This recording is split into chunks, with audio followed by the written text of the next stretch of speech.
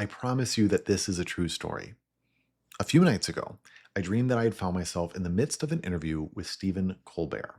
Although the dream didn't make it explicit, it seemed like he didn't intend to interview me. I just kind of wandered onto his show, and because he was a good sport, he let it happen. Colbert acted like my comments were insightful, although even while dreaming, I was aware that he was probably just being kind, and most of what I had to say was not really remarkable. But when Colbert asked me the last question of the interview, I woke up and wrote the script for this video about my answer. Colbert asked me about death. I don't particularly remember why or the context of his question, but I do remember my answer.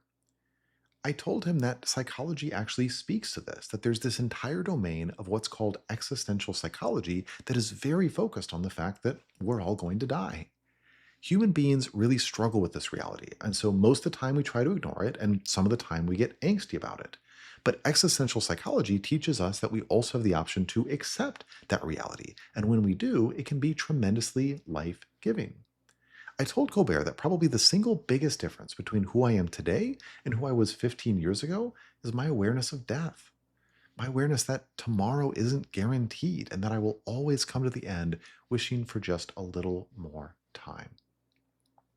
And of course, this refers to the awareness of the death that brings the end of physical life, but it also refers to all the little deaths that we experience along the way, all the chapters of your life that ended, all of the doors that closed that you can never walk through again.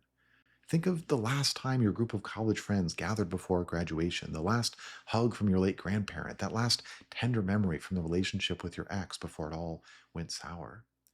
The French call a climax "le petit mort," the little death, and while I've never been quite bold enough to ask a French person why, I imagine on some level it's because a climax is an ending.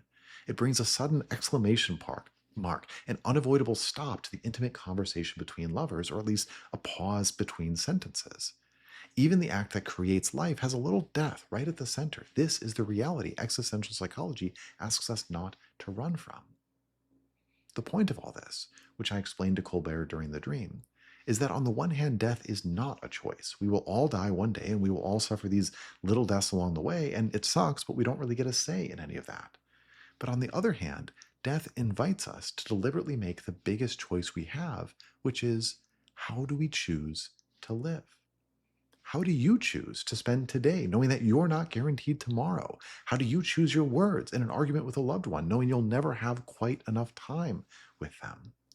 Most people fail this choice because they refuse to consciously make it. Most people just kind of drift through today doing what's automatic, doing what's easy, doing what other people expect.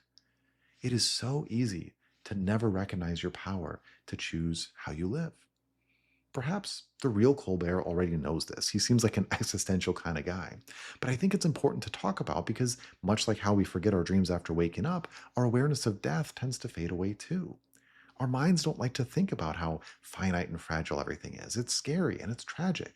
So we tell ourselves there's no particular rush to do any of the things that matter to us. And then we putter away our life on distractions, coasting on autopilot until one day we found we've lost something we can never get back. To be clear, this doesn't mean you have to panic. You don't need to literally live every day like it's your last. It's okay, good even, to give yourself permission to stop and rest and waste time on something unimportant. In fact, the Little Prince from the book, The Little Prince, would argue that wasting time on the unimportant things of life is how you make them important. So I'm not asking you to optimize your life or race around frantically. You don't need to spend every moment perfectly. You just need to choose. Remember that you probably have tomorrow. You probably have more time, but you might not. And then knowing that you have some time, but not all, plenty, but not quite enough. What do you choose to do today?